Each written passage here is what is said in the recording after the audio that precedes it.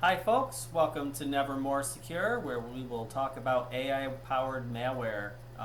Not just specific examples of some of these, but also some tactics, techniques, and procedures that they do adopt. My name is Michael Twining. I'm a cybersecurity and AI researcher and Six Sigma black belt with a background in process improvement. I'm also a lifelong piano player, which might sound unrelated, but often I find that all of these components provide a balance of creativity and structure that actually mirrors how I approach cybersecurity and AI challenges. So my goal by the end of this presentation is that participants will be able to know the patterns, so you'll be able to distinguish AI assisted versus AI embedded or AI enhanced malware with some real examples that we go over. I want you to be able to trace the flow. So for each pattern, in theory, you'd be able to sketch out how it actually works and name two evidence points that you can kind of follow. And then turn that into action. So you're going to list, or you should be able to list like two detections and two controls per pattern. And the end game and goal of this is to not only make you more aware, but to give you some type of action that you can take on your own networks if you are using AI to at least start hardening your systems towards these attacks or to these indicators of compromise. Some of them seem very brute, and then some of them seem like, oh, that's way too advanced. Well, we got to think we're always reactive. So if you're able to, at low to no cost, or with acceptance of your organization, so long as it aligns with their goals and objectives. If you want to go ahead and put in those defense mechanisms or at least the alerts, by all means, I would personally recommend you do so, but don't do that because I say so. Do it with permission, obviously. But the goal is to be proactive instead of reactive against our adversaries as they start to use AI in their malware. AI enhanced malware refers to threats where artificial intelligence plays a role. So, first, AI assisted attacks involve using AI tools to write code or craft phishing, but the malware itself remains conventional. Recent intelligence shows this approach is common yet incremental. More critically, AI embedded or in the loop malware includes onboard models or API calls that actually generate code or control actions. Our focus is on this advanced category. Diving into some of the AI components in malware, on device machine learning triggers unlock malicious payloads using embedded models. LLM in the loop attacks use large language models for real time command generation. And then AI driven polymorphism creates dynamic code to help evade detection. Let's dive into DeepLocker. So, DeepLocker was a proof of concept malware back in 2018 by IBM. It had an embedded dynamic neural network inside of a clean app where the payload decrypts only when target conditions are met. There is no static decryption key, so it is hard to identify what exactly the target is in particular because it's hard to unlock or unpack the payload. So a typical attack flow would look like there is a package encrypted payload in a clean app. So this could be a clean version of Zoom, for example. It's going to collect attributes, so environmental variables that can capture information about the camera, mic, or even software. And then the DNN, target detection with key generation, as it's using the camera or the mic or gathering elements in the software. It's creating that key within the DNN. And then, once the conditions are met, it decrypts and executes only once the true target has been identified. Otherwise, it runs benign and unbeknownst to any endpoint protection service. So that makes this kind of hard to analyze because we may have an infected or compromised application, but unless we're able to convince the DNN to provide the key and then unlock the payload, there's almost virtually no way to unlock the payload otherwise. Fortunately for us, this has not been seen in the wild yet. However, as mentioned before, this is a proof of concept shown at Black Hat by IBM, where this was demonstrated in a live environment. The guest came up and then ransomware deployed once this video conferencing software identified the face of the guest as the target. Okay, let's talk a little bit more about the model mechanics. So how does the lock actually work? So the app embeds a small DNN, so again, dynamic neural network, that ingests attributes like the webcam frames or perhaps audio files from the microphone. The network extracts a feature vector for the target, so like their face, or if it's looking for something like a specific wavelength for the audio, and then bucketizes or otherwise reduces it to a stable representation, and that representation feeds a key generation function that derives a symmetric key on the fly. That's the part that makes this so hard to break down and reverse engineer, because there's no fixed decryption key that's like in the sample. So without target attributes or a faithful replica of the trained model, you can't trivially like unlock the payload in a static or sandbox environment. So now let's talk about the sensors and inputs here. So possible triggers could be visual or audio. We could have things like geolocation or system and environmental variable traits. Could be looking for something that's a specifically installed application or a certain GPU model. Or it has like a multi-factor gating that it's looking for with the correct face and biometric scan to activate the key.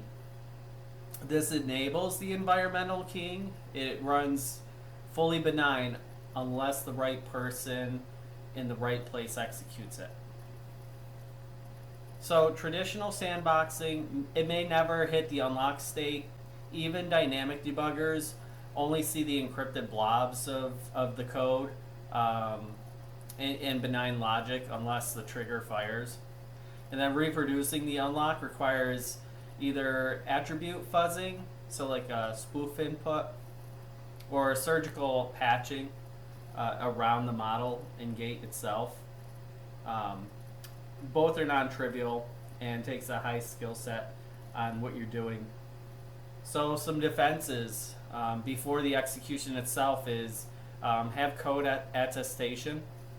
Make sure that the clean version of the application is a legit version of the application. Least privileged sensors, so let's make sure that sensors cannot be accessed by applications that have no reason to. So we're really looking at the Windows accessibility functions as well on top of that, because those are commonly exploitable.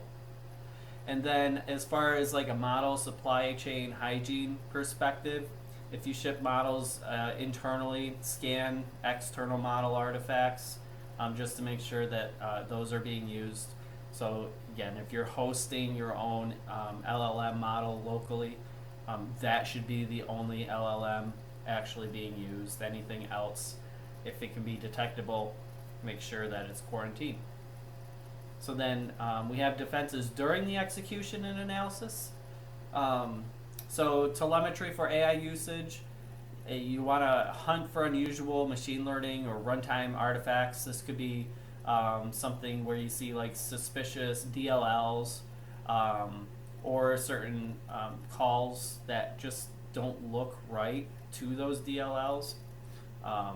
Something that could be an indicator that something is running in memory undetected. Then attribute fuzzing or deception.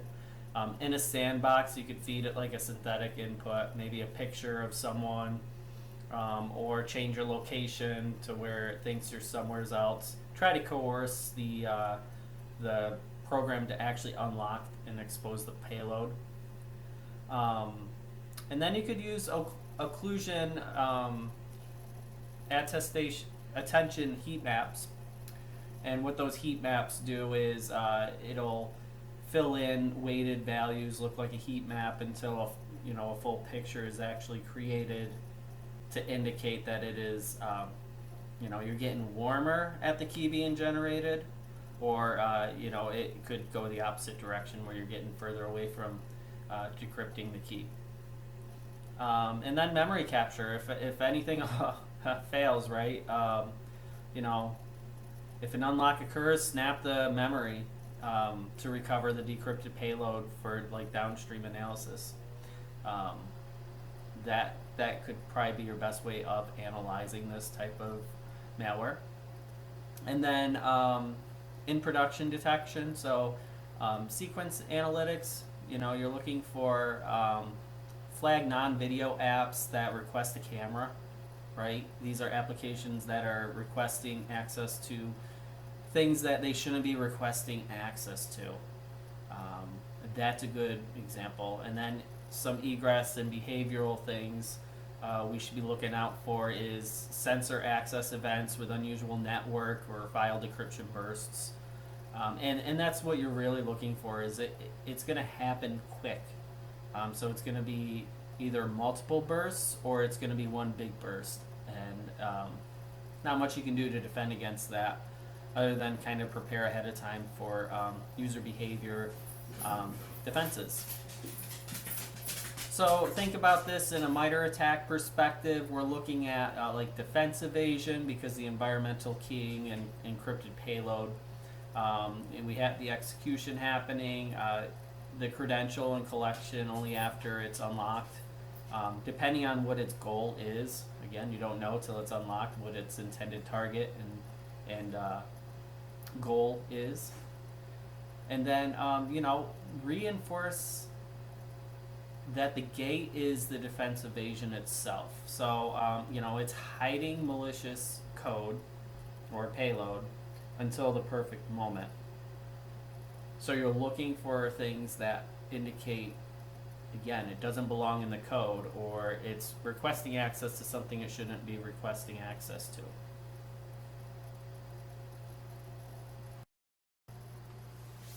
LameHug is an interesting AI-enhanced malware, and the fact that this is actually a real malware that was recently used, July of 2025 here. So this is not a proof of concept malware. Now, what happens is operators instruct the model to act like a Windows admin. So we're talking about it's creating a persona and then returns the host tailored command lists. So, this could be things like information about the system, network, Active Directory, it could be document searches.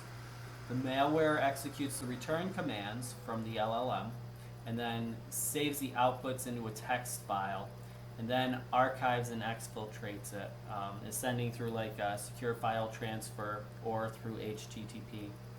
And the thing is, it will reprompt for the next batch. So the behavior, it varies run by run, but it doesn't run just once. And that's part of how it's trying to evade detection. So initial access and the key indicators of compromise, this is your classic phishing example where we're having a zip file or a PDF or an executable, something coming through email. These files contain PyInstaller, and then it also contains Python code, which calls through Hugging Face, which is a LLM hosting service. So it's using an API service for Qwen 2.5 code 328 instruct. That's the LLM. So we're talking about an LLM that specializes in code generation into its tooling chain. So from a network egress pattern that you're looking for. You're looking for an LLM call, command burst sequences. So you're going to see things that look like not necessarily randomized, but things that you're probably already looking for, people running commands for system network information, stuff like that. And then outbound to Hugging Face service, the API, and then it's followed by a rapid PowerShell execution, and then staging of the text file prior to the exfil. Now the exfil, what will happen is it'll either come through secured file transport protocol or HTTP post. So if you're looking at your network traffic, those are the things you're looking for. And pretty much what it's doing is just sending the text file right through those protocols to the attacker's machine or to the server that they're running off of. So it's sort of treating the LLM endpoint like a command and control server, sort of. And then as far as what you're going to look at on the host, you're going to look for those short-lived working bursts of commands, or you're going to see some weird directory things happening with artifacts like info.txt, or creation of zip files or archive files. If it's a large file, then it's easier to pack, zip, and send.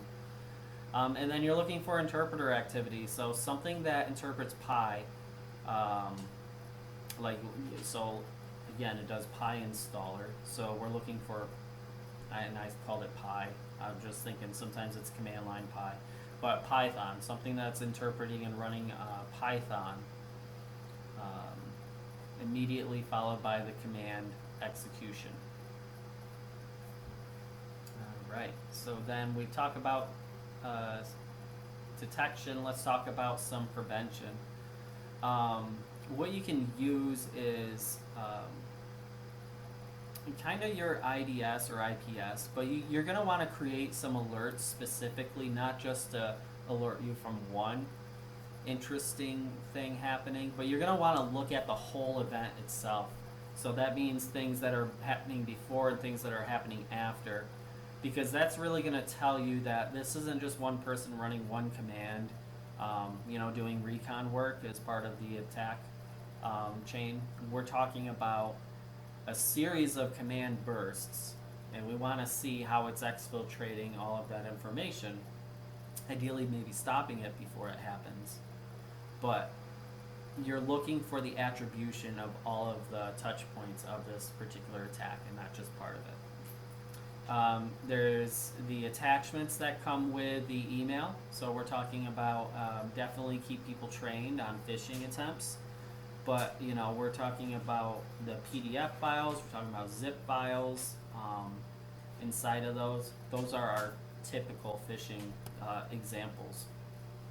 So hardening, you're going to want to do script block logging, definitely script block logging.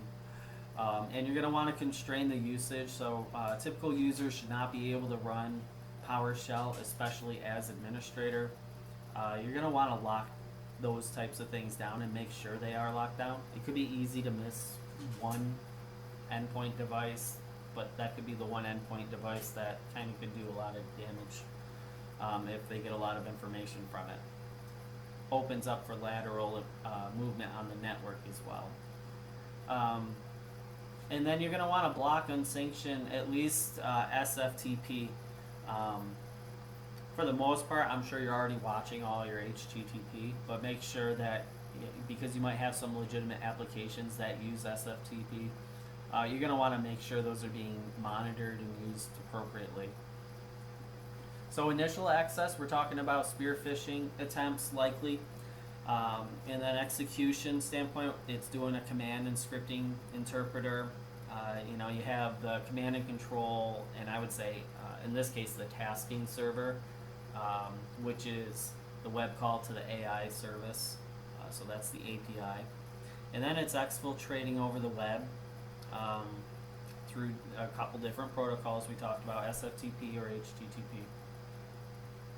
So this code, it's not writing, AI is writing it's not writing the malware itself, but it is using an LLM to run. So it's a component of AI that is being used as part of the attack.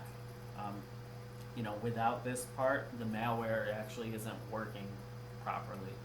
So that's why this does fall under the AI enhanced type of malware category. Personally speaking, this is a very brute tactic. Should be easily detected. But what's interesting about this is the first discovered in the wild attempt to have AI enhanced malware actually used. So this is used by ATT&CK. For those unaware, this is a Russian group, and their target, at least in this case, was the Ukrainian government. So this is something that could and most likely have a lot of resources behind it to evolve into other things.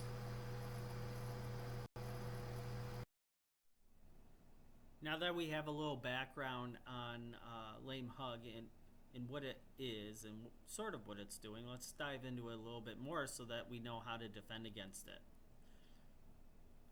So operators instruct the model to act like a Windows admin and return the host tailored command list, right? So now I did talk that in the previous slide that it is adopting a persona. Personas are a technique that attackers can use, or even just someone using AI responsibly. We can use that to narrow down and help it give more context on what we're expecting a response to look like or actually be. And in some cases, it helps fine-tune what we need the AI model to actually focus on with its training data.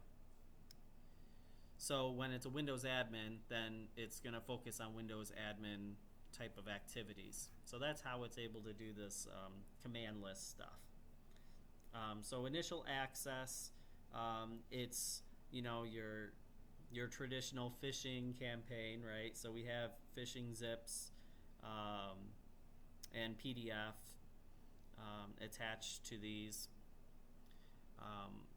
Within the zip file, there's also Python scripts that run for this. The payloads are running PyInstaller with it packed inside there, and it's using Hugging Face API to communicate to the LLM in the back end. So that's kind of how the initial access and actually the key indicator of compromise is that API call. So we're looking for that LLM call, and we're going to see bursts of these occurring because it's a back and forth situation where it's writing to this text file. And the reason why you're not going to see it just in one shot, to be honest with you, is most likely an attempt to obfuscate what it's actually doing. When we see these API calls on our network, they're going to be obvious in a most likely obvious way. So we're going to see it either HTTP or we're going to see some SFTP occurring on the network. Make sure you have a baseline on if you are using those protocols, what normal looks like. And then this is going to be quite obvious when they're outside the baseline. So we're going to see kind of like short-lived working directories with the artifacts.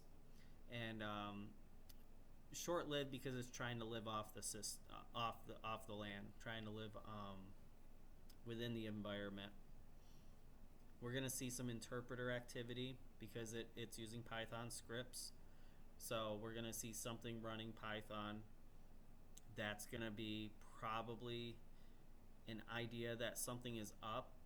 The commands are not going to always be the same. So it's kind of hard to say, hey, look for this string or look for this particular signature, right? But you can look for behaviors to kind of get a good gauge of something's not right. And that's kind of the key to detecting this. We talked about the network traffic that's occurring on there. You might want to have a whitelist for AI specifically if you are using AI. Now, the reason why I suggest this is because you're going to have software that has AI-powered components on it. It's just becoming something more of a thing, and it would be ideal if you can work with a software provider on what exactly it's doing. If it's calling in via an API service to a LLM, it would be better that you can say, well, we have an AI whitelist we want to add it to, and then they'll tell you which one you need to add to. And that prevents it from you getting other attacks where it's using something else, because you can mistake the traffic as legitimate AI traffic, and you don't want that to happen. So we're looking for the LLM call, command bursts. There's going to be a staging file in that info.txt, so text file, and then you're going to see that be exfiltrated through either the FTP, SFTP, HTTP post type protocols happening. Even without looking what's in the content of the file, you kind of have enough indicators of compromise before that to kind of be able to stop that from happening. And then you're going to want to make sure you have on the endpoint some form of script block logging. You're going to want to constrain the usage of PowerShell and command line utilities, things like that that typical user on that endpoint just should not have Windows admin privileges to be able to do anything on those. That could be useful information to an attacker if they're pulling recon and enumerating certain things on there. So kind of want to just take this to the basics of the MITRE attack framework. So we're looking at initial access. What is that? Spear phishing attachments. Likely spear phishing. It could be phishing. We've seen AI-assisted malware used in large-scale phishing attempts. So, I mean, this could be just plain phishing as well. The execution is the command and scripting interpreter that's running the Python scripts. We have, I want to call it the command and control tasking server, where it's calling the web, calling to the AI service, and then sending the response back. And then you have the exfiltration method. It's exfiltrating over the web service, those protocols, either the HTTP or SFTP, calling out to the service as if it's like a command and control service.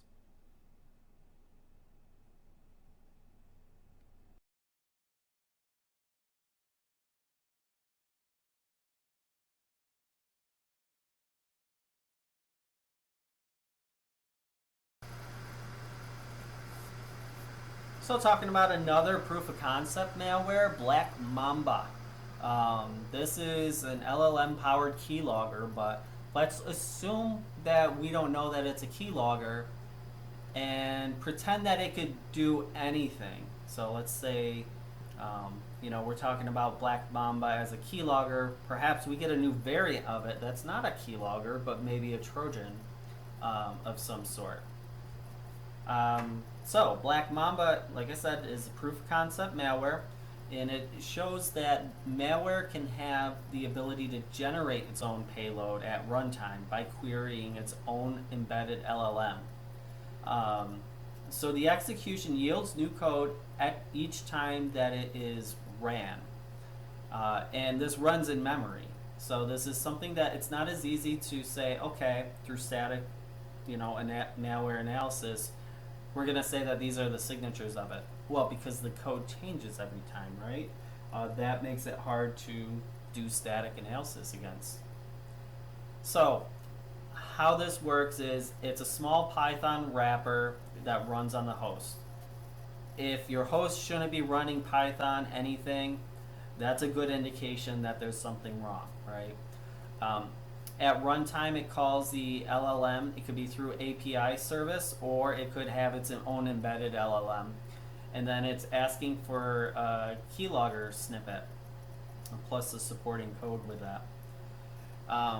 The return source is executed in memory via Python exec, the exec function. So it's not compiled. It has a pre-written keylogger, things that we would be looking for that ships in the binary. It doesn't have that. So that makes that difficult to find and protect against, perhaps. Exfiltration uses a Microsoft Teams incoming webhook so that the keystrokes post to the cloud service that looks legitimate in network logs. This obviously, it looks legitimate, but it's not. So this is novel because the concept of polymorphism comes into play, where every time this thing runs, it's not the same. So the code changes on its own. For this purposes, we're going to say it changes on its own, even though it's using the LLM to rewrite the code. So there's a low static footprint. The on-disk file looks like a benign helper tool, just as an FYI. And this benign helper tool is making web requests.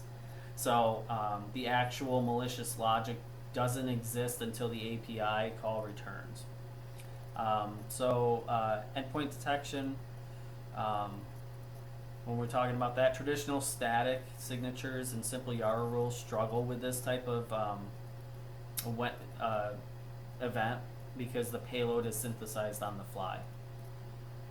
So what does this look like when it's running? Okay, so we have a bootstrap here. The wrapper starts, the Python wrapper, again, remember Python.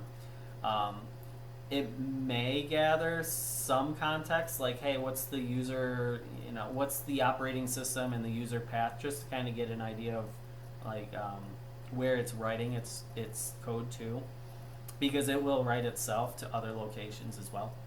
And then as far as a prompt, because remember, we're using an AI to rewrite the code, the prompt is sent via an API, sends instructions to the LLM, hey, write a Python keylogger that captures keystrokes and prints and sends them to blah, blah, blah, blah, blah, right? And in this case, BlackMamba is using Microsoft Teams webhook.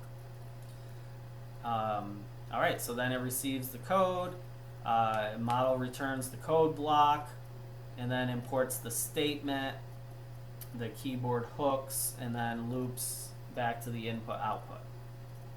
All right, so again, this is executing in memory, so the wrapper validates, concatenates the snippet, and then writes and executes to it. So there's, in this case, no new file created, but right now it's being rewritten. And then to exfiltrate, the keystrokes are buffered and into the memory, right? And sent to the Teams webhook URL via the HTTPS posts. So now we're not talking about something as obvious as HTTP or file transfer protocol, but now we're looking at potentially what could obfuscate itself as legitimate traffic to a legitimate cloud service. And then it's going to repeat and refresh. So on the next run, the wrapper is going to rerun the prompt, generate the different snippet, and just continue on the loop. What makes this hard is it's not always running, and it changes every time it's executed. So it's using an LLM at runtime to generate code. It's not like on-device model-gated payload like DeepLocker. So it's not like it's an embedded payload, perhaps.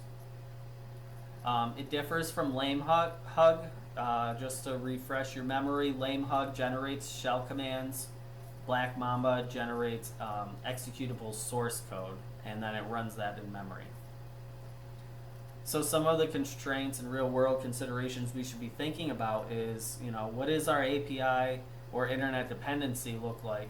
No network would equal no payload generation. So maybe we have the opportunity to host AI locally in an enterprise environment, perhaps segmented from the internet. That would be an interesting concept.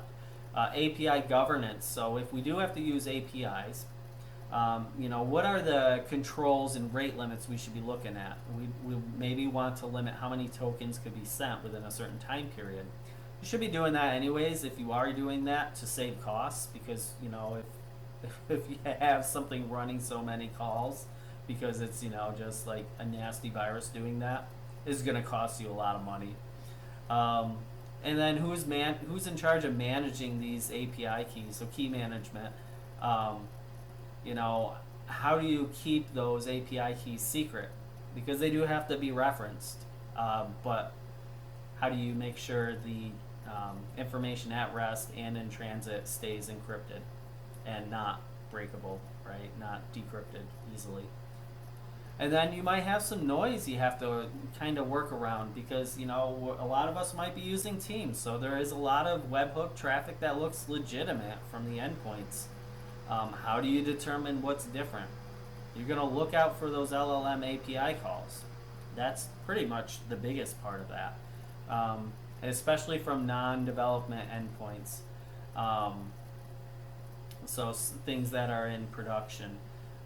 Especially when you're looking for things that have interpreter activity to read the Python code itself, and then is running in-memory code execution. That could be really interesting if you have an application that shouldn't be doing that, but it is. And then treat the webhooks and other legit cloud services as potential exfil channels. Establish your baselines for what normal should look like on your network when you're working with these things. And as your organization grows, you're going to have to update what those baselines should look like, because AI is new. It's coming in. Most likely it's the way of the future, where it just is something that's going to happen. You're going to have to reset what normal baselines should look like on your network. All right, I have another slide on BlackMamba. We're going to talk a lot about the same stuff that I did talk about in the previous slide, but this is really an effort to kind of hit home what you're looking at with this. I told you, pretend that this isn't just a keylogger. Pretend it could be, something that's working on a Trojan, a rootkit, just a nasty virus. Could be a worm, right? I'll get into why I said worm later in a different slide, because that is something coming down the pipe. All right. So some of the technical hooks to highlight here is it's using dynamic code execution. I talked about the wrapper being used. It's Python's exec function being called, and it's running directly in memory. So there's no static payload. So it's not like you're going to say, oh, hey, this file's running. That's bad. No, there's no static payload. It runs in memory. Signatures have little to grab onto to look for. So API tasking, we're looking for outbound calls to LLMs, endpoints like OpenAI, maybe Azure OpenAI. Things that look like legitimate. I would say Microsoft Cloud Services here.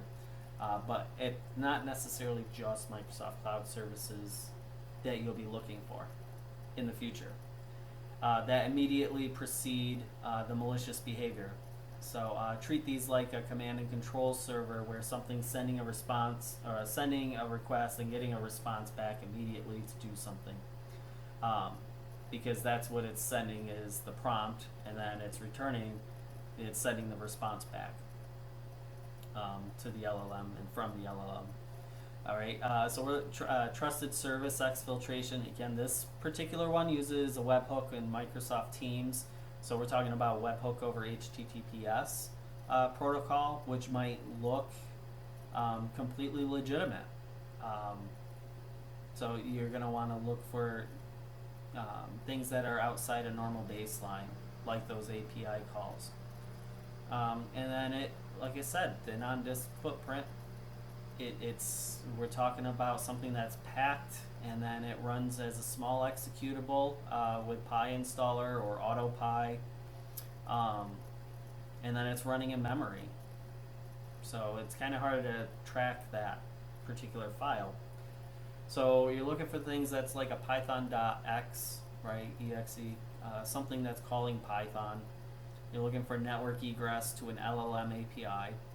You're looking for a spike in interpreter activity, so something that could be importing DLLs or some child threads that just, like, why would it call this stuff?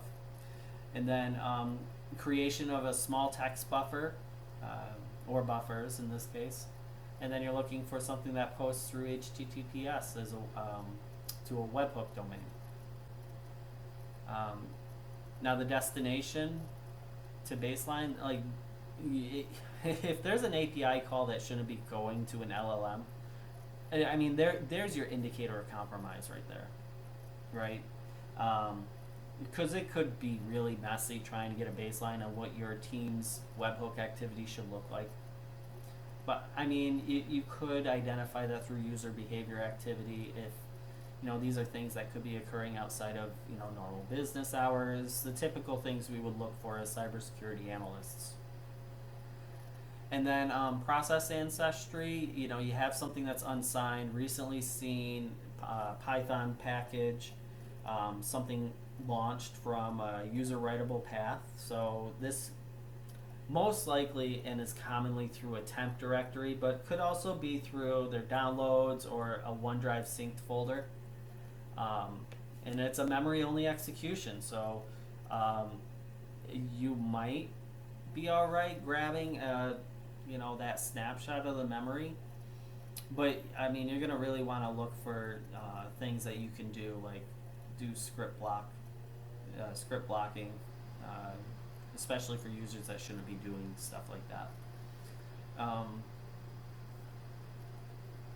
Talking about the MITRE attack mapping, so we have execution because it's using the command interpreter in memory file list techniques, so file list malware. It's doing defense evasion because it's encrypting and obfuscating its content. The code changes every time you run it. So it's living off the land, so to speak, but more specifically, it's living off of trusted services. In this case, it's Microsoft Teams. And then exfiltrating over the web. Exfiltration is it's exfiltrating over the web service, so we're looking for the Teams webhooks through HTTPS post traffic. And then command and control, kind of like an analogy here, because it's sending something and then getting a response back as part of the attacker server. But in this case, the attacker server is the LLM itself. And it can look legitimate. So those are the things that you are looking for. On the next slide, we're going to start talking about different tactics and techniques that could potentially and have been used by other proof of concept malware, AI enhanced malware, and also some that could be potentially in development, but these are things that in theory could occur. Okay, so interesting research that I've been following that I think could be notable and worth following on your site as well as defenders or people just getting really into AI here. These are emerging directions that will shape our near-term defenses. Not all of these are widespread in the wild. Again, some of these are proof of concepts.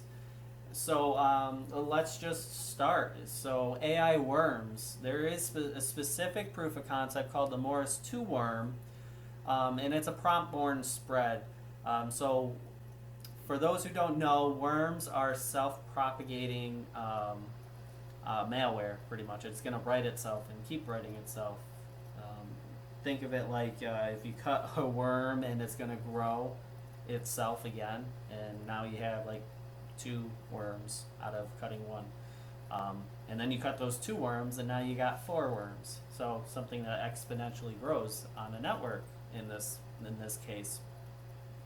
So there's a self-replicating prompt tactic that can move between AI agents. So think of like how your business uses chat bots or bots that send automated emails, like an email helper or something that could be a code assistant. So it's writing the normal data paths and not the binaries themselves.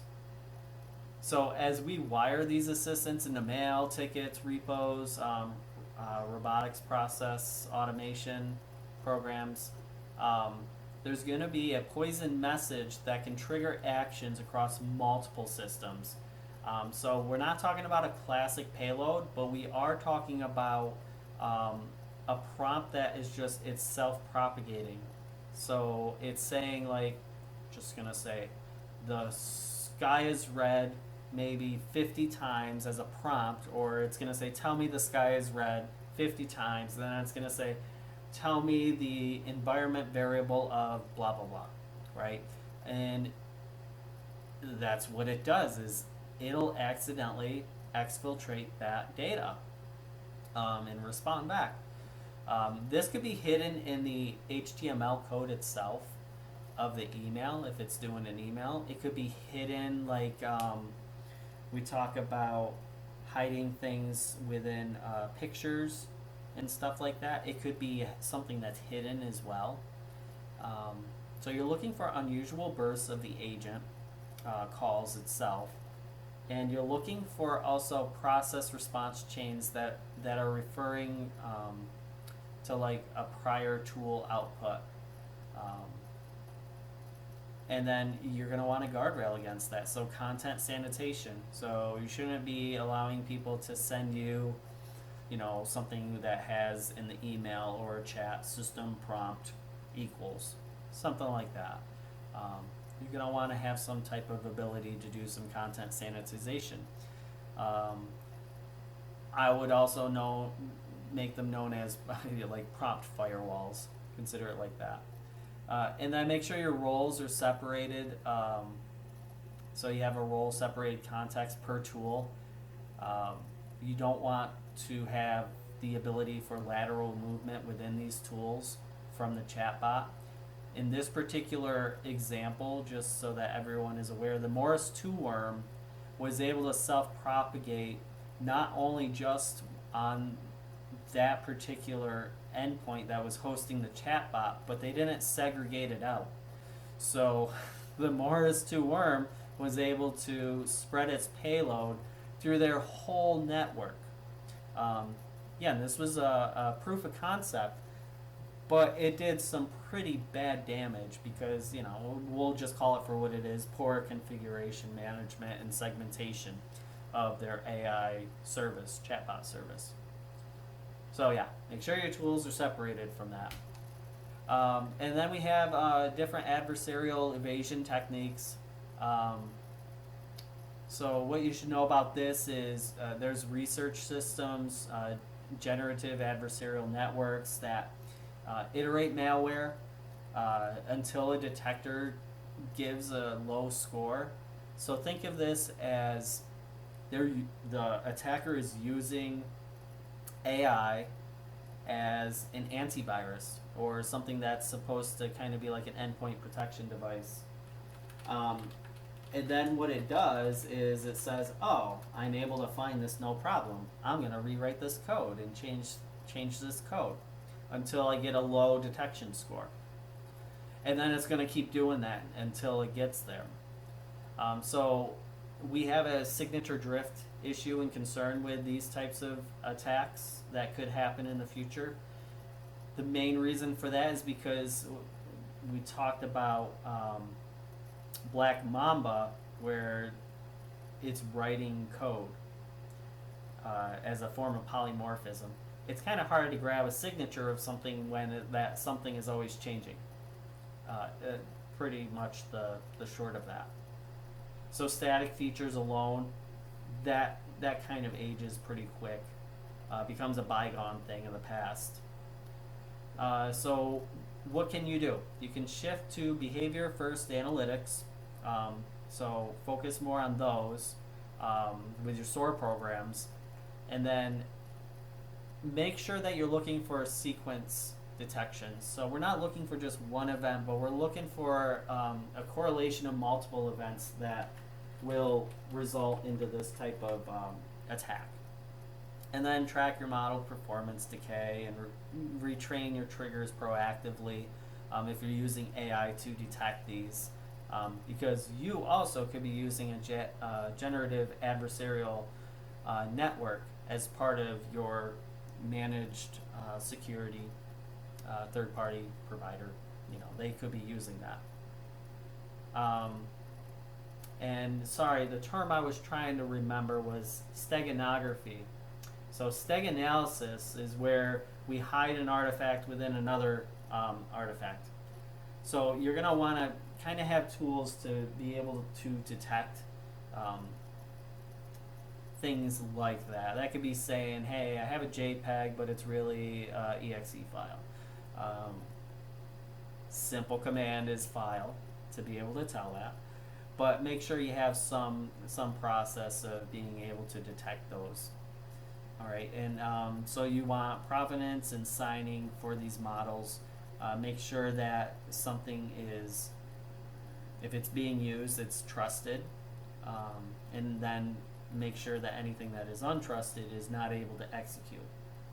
And then you're going to want to look for artifact scanning. We're talking about metadata, structure checks, that type of stuff. And then, it tests these things. I want to call this red team, AI red teaming. But you should be looking for, if you are running something that has, especially, they're called GANs, but generative adversarial networks. If you have something that is doing that, test it out, make sure it's working properly. Because the worst thing that you could have is your attacker has a better working GANs than you. So just make sure that it is working properly and as expected. We spoke about polymorphism. So there is kind of like a classical concept of polymorphism versus the AI-driven version of polymorphism. So let's talk about classical. So in a typical malware sample, there could be potential, what we know it as is junk code, and there could be some type of maybe algorithm in there to rearrange that junk code into different various variations of an actual of that malware particular sample. This is common when we see certain malware that's trying to evade static or dynamic analysis, malware analysis. So if it sees something in an environment that, oh gee, the computer clock is very, recent, so it's not an old computer. I think this is a VM, so it's going to change how it behaves and acts. Different parts of the code is it's going to rearrange differently.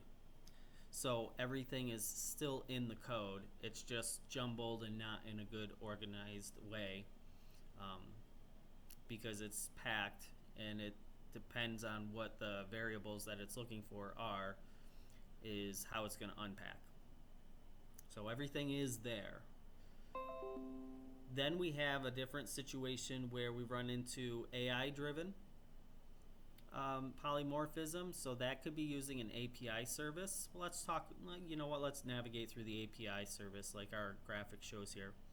So the malware, when it's executed, is running a prompt, getting the code snippet back, running in memory, and then the code is just different. So it's different than the last time it ran. This is a good example of our BlackMamba situation here. Now let's assume this is not an API-driven process for polymorphism. So let's assume, if you will, we have a LLM that's actually embedded inside the malware itself. Now this would probably be more sophisticated and actually smarter if I was an attacker to have, because it could be creating the code. You don't get a flag of the API running, so you don't know that it's changing its code every time it's running. I don't have an infographic on that, but that could be kind of dangerous, because we wouldn't really see that. We would have to rely on the endpoint device being abnormal as far as other behaviors to catch that. Some things to think about in polymorphism. Okay, now with all this talk about some proof of concept and actual AI enhanced malware, what exactly is all hype versus reality? What do we really need to focus on? Well, in 2025, we had an actual case occur called LameHug. So this type of attack is still of concern. We're looking for LLM in the loop malware, such as that, and some of the proof of contact attacks that we talked about, DeepLocker and BlackMamba, showing AI enhanced behaviors that are feasible. Incremental trends include nation state and cyber groups, including AI, to automate code and phishing emails, which it enhances scale, but it's not necessarily something that's revolutionary. So the line between hype and reality, it's kind of blurred, but what we need to do is make sure that we know that AI can do phishing, for example, at scale. We want to make sure that our training programs are just as resilient to help us prevent from those attacks being successful. And then the next thing is we're going to want to make sure and realize that, because it would kind of be ignorant to think that it won't ever be successful. Just takes that one person, right? That one attack to be successful to cause a lot of damage. So what kind of mitigation steps can we do to make sure that our systems do have alerts in place to identify when a compromise is occurring and be able to associate that to something that may be using LLM to either obfuscate or change the code or to help increase its persistence and pervasiveness on the networks. So now we're going to recap kind of all the architectural patterns that we've noticed in our AI enhanced malware examples. So we've noticed that they can contain embedded models, also on the device within an application if it's compromised, right? We talked about that with DeepLocker as far as video conferencing abilities. So the model could be packed with malware itself, so you cannot find the malware unless it's triggered and unpacked at that time. So we're looking for stuff that also evaluates sensors or environmental inputs, and then it's using that when the condition is met to unlock the payload. Unfortunately, we don't know what those targets are until the payload has been, unpacked. Another component we've seen is remote models. So we have API loops being held. We talked about that with LameHug. So it's using malware to craft prompts, calling an LLM API, and then parsing the response to execute commands locally. And then it's creating a text file to exfiltrate that right back to where it needs to go. So it's treating API endpoints like a potential command and control situation. And then we have also runtime code generation, code gen for short. Malware request code snippets like the keylogger, a loader, or persistence, something of that nature. We talked about it with BlackMamba as a keyloader. Executes in memory and it changes every time it runs. And then we have some adversarial mutations. So this is kind of, think of it like variants of malware, where we have separate AI that's generating variants until detectors misclassify, or it has some type of low detection score that it passes enough to do what it needs to do.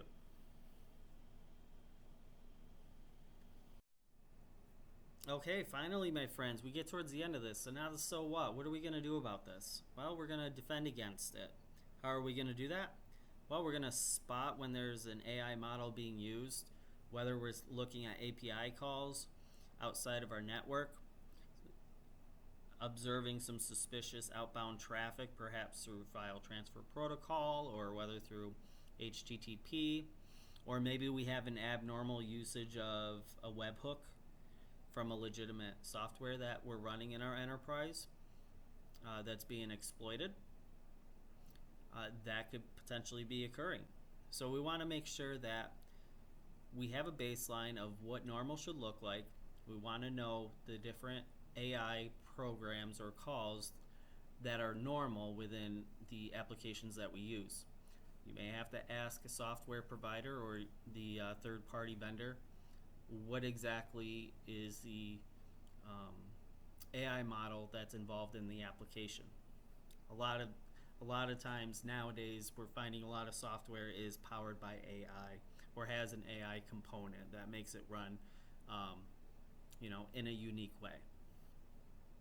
We also want to catch memory-only behavior. Fileless malware, it's something that is a lot more common than it used to be, say 10 years ago. And it's only becoming more popular. When we're dealing with AI-enhanced malware, that hasn't changed. And actually, to be honest with you, it's more of a common occurrence that we're going to see memory-only behavior with AI malware. One of the things that I have seen in the research that I've done is indicators that we're going to see old malware with new AI components added to them. And this is definitely something that AI is going to help it do very well, and that is to run in a memory-only scenario. So we want to make sure that we're being aware of that, make sure our endpoint detection is working properly. We want to make sure we're tracking window events.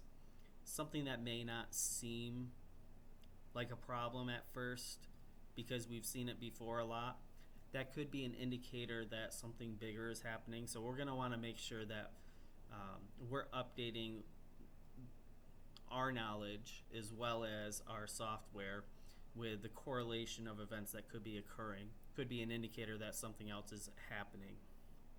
All right, and then we want to secure our pipelines to our AIs.